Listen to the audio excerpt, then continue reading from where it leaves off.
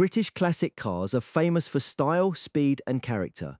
But behind the badges are stranger stories, improvised engineering, global ambitions, unexpected motorsport victories, and clever packaging ideas that changed car design far beyond Britain. The original Mini looked small because it was small, but its real trick was hidden underneath.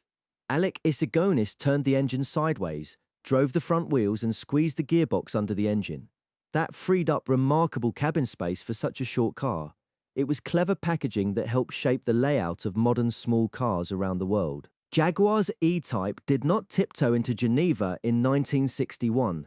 After the first car caused a sensation, Jaguar rushed a second one across Europe overnight so the crowds and journalists could see more. The drama was perfect for a car that offered exotic looks, racing pedigree, and stunning speed for far less money than many rivals.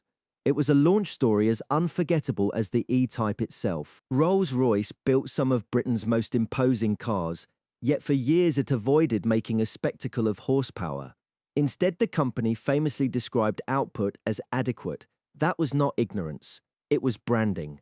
Rolls-Royce wanted power to feel effortless, almost beneath discussion, as if true luxury meant never needing to boast about the numbers. On an Aston Martin, DB does not mean Design Bureau or Deluxe Badge.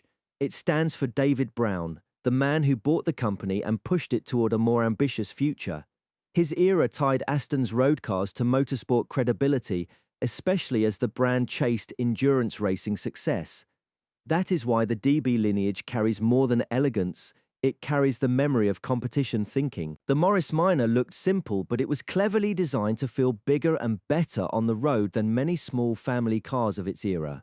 With a wide track, precise rack and pinion steering, and carefully judged proportions, it delivered a mature, reassuring feel that was engineered from the start. Colin Chapman's early Lotus idea was brutally simple.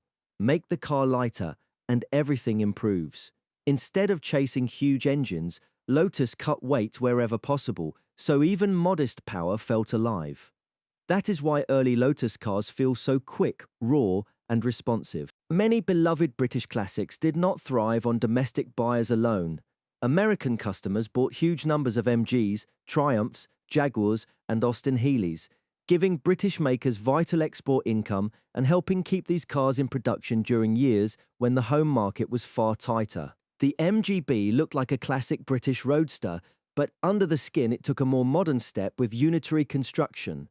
It combined newer manufacturing methods with a familiar long bonnet, wind-in-the-face feel, and that balance helped make it a global staple for years. The BMC 1100 looked sensible and modest, but its hydrolastic suspension was anything but ordinary. Fluid-linked front and rear units helped it smooth out bumps and control pitching, giving an everyday British family car a ride that felt unexpectedly futuristic. The Mini did not conquer Monte Carlo with horsepower.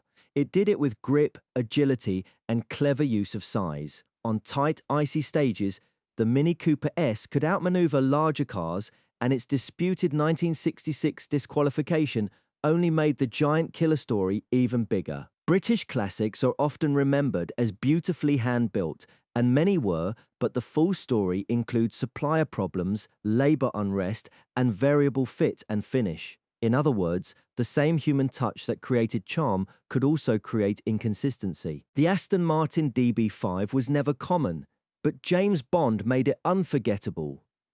Goldfinger turned a low-volume Grand Tourer into a global icon, so famous that its movie image often overshadows the wider Aston Martin story. Jaguar's road car image in the 1950s was sharpened by what happened at Le Mans. The C-Type won in 1951 and 1953, then the D-Type helped dominate the race in the middle of the decade. Those victories gave Jaguar something priceless, proof that its speed was durable, not decorative.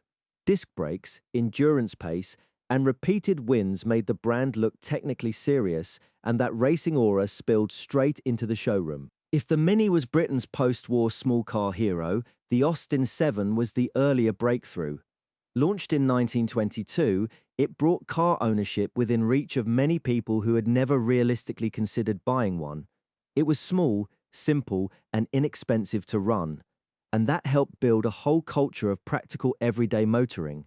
Its influence even spread overseas, proving that one tiny British car could shape mobility far beyond its home market. One of the strangest things about British classics is how often the same basic car appeared under different names. BMC and later British Leyland reused platforms across Austin, Morris, MG, Riley and Wolseley, changing trim badges and front-end styling to reach different buyers. It was efficient, sometimes confusing, and deeply characteristic of the British motor industry. Beneath the chrome and branding, many so-called different cars were close relatives. The Triumph Stag looked like a winner. Refined proportions, Michelotti styling, and the promise of a relaxed British GT. But its reputation was dragged down by the very feature meant to make it special. The Triumph V8, cooling issues, and related reliability problems became central to the car's public image. So the Stag is still remembered as proof that one ambitious engine can shape and sometimes damage a model's entire legacy. Bentley and Rolls-Royce looked like rivals, but for decades they were often close mechanical relatives. After 1931, shared chassis design and drivetrains were common. The real split was brand character. Rolls-Royce sold formal prestige, while Bentley was cast as the more sporting driver's car. The MGB's rubber bumpers were not just a styling detour, they were a response to American safety rules, especially impact and bumper height requirements. To comply, the car sat higher, which changed its look and its road manners. For MG, this was a survival move in a market it could not afford to lose. The Jaguar XJ worked because it did several hard things at once. It rode with real comfort, handled with confidence, looked elegant, and delivered strong performance for the money. Under Sir William Lyons, Jaguar created a saloon that felt luxurious without becoming dull and sporting without becoming harsh. The Lotus 7 became legendary by refusing to become complicated. It was light, narrow, exposed, and thrillingly direct. Because many were sold in kit form, owners did more than drive them. They built them, tuned them, and raced them. That made the 7 not just a sports car, but a grassroots motoring culture. British Leyland brought together some of Britain's most famous car names, but it also created years of internal conflict. Strikes, old factories, and thin budgets meant brilliant designs often reached the road half protected and half compromised.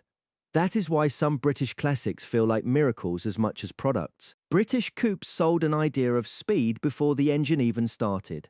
The E-Type fixed-head coupe and Aston Martin fastbacks used long bonnets, low rooflines, and graceful tails to project confidence and glamour. Their shape gave Britain real design authority on the world stage.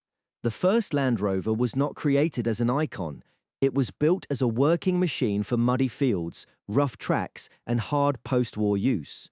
Aluminum panels, four-wheel drive, and even equipment driving power takeoffs show that it began life as a tool long before it became a symbol of adventure. Disc brakes became believable when British racing made them impossible to ignore.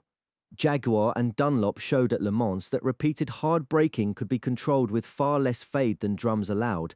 That endurance proof helped turn a clever idea into a trusted standard. British classics lasted in people's hearts because their flaws did not erase their character.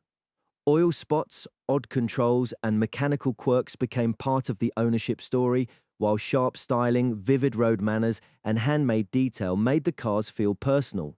For many collectors, that mix of frustration and affection is exactly why the legend survived. These cars were not just machines from another era. They were experiments, status symbols, race tools, export products, and cultural icons all at once.